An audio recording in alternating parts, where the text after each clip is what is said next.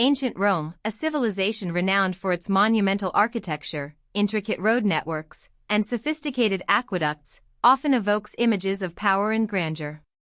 Yet, beneath the veneer of imperial might lay a daily existence rich with surprising complexities and communal practices.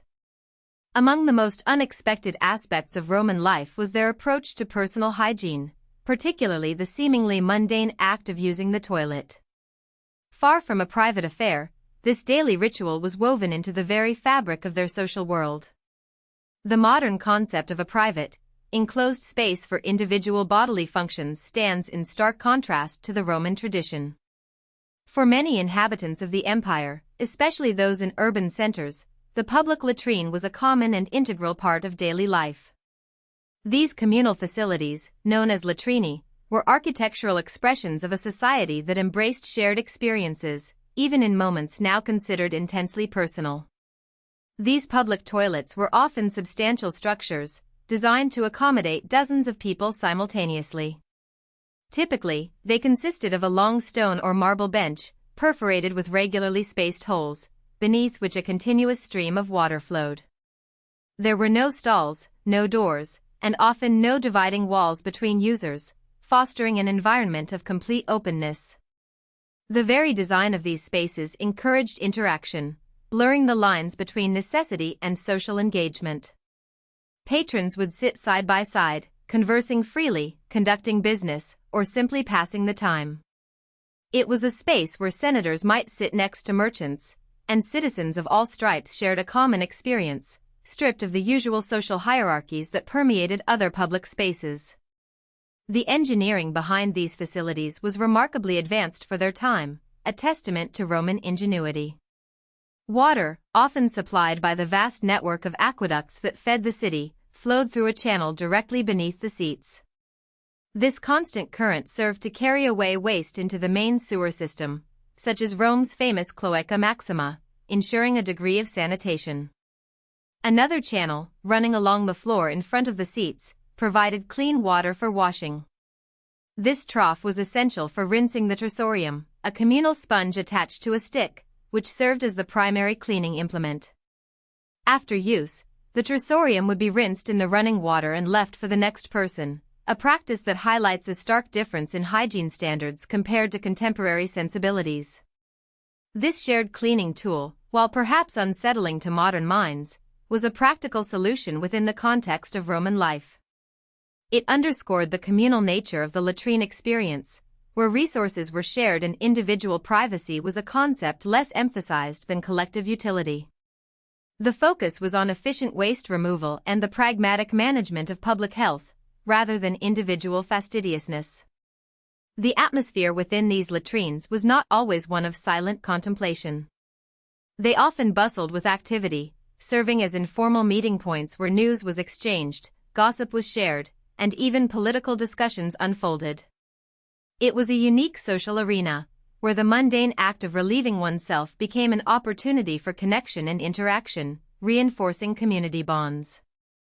Some facilities, particularly those integrated into the grand public bath complexes, offered an even more comfortable experience.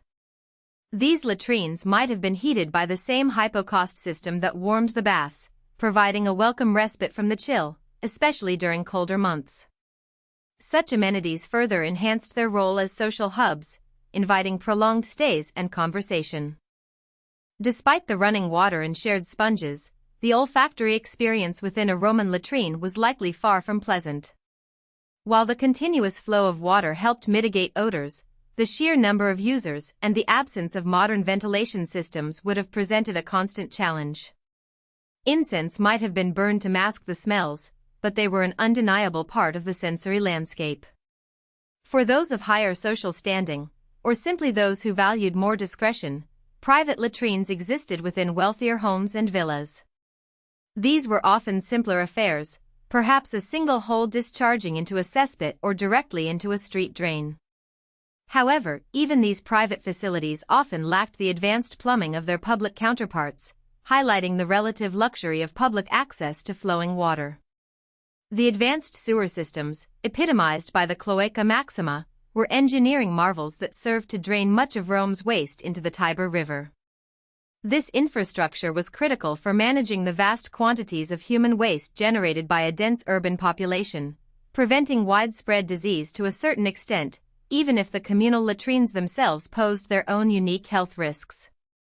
Indeed, the close quarters, shared cleaning implements, and general lack of understanding regarding germ theory undoubtedly contributed to the spread of various ailments within the Roman population.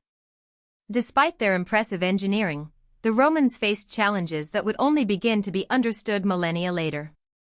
Their solutions were practical, but not always perfectly hygienic by modern standards. Yet, to judge the Romans solely by our contemporary notions of hygiene would be to miss a crucial aspect of their cultural fabric. Their comfort with public bodily functions speaks to a different philosophical outlook on the human body and its natural processes. There was a pragmatism and a lack of prudishness that allowed for the integration of such activities into the communal sphere without apparent embarrassment. This Roman approach reflects a profound understanding of the human condition as fundamentally shared and interconnected. Even in the most basic and intimate of human needs, they found a way to foster community, conversation, and collective experience. It was a society that recognized the inherent social nature of humanity, even when performing acts now relegated to the deepest privacy. The legacy of the Roman toilet, therefore, extends beyond mere plumbing and sanitation. It offers a window into the values of an ancient civilization that prioritized communal living, public infrastructure, and a surprising openness about the human body. It reminds us that what is considered private or public, clean or unclean, is often a product of cultural norms, not just biological necessity. In observing these ancient practices, one finds a timeless lesson. Even in the most mundane aspects of daily life, humanity seeks connection and shared experience. The Roman toilet, in its communal simplicity, stands as a testament to the enduring human spirit of community, reminding us that our deepest needs, both physical and social, are often intertwined in profound and unexpected ways.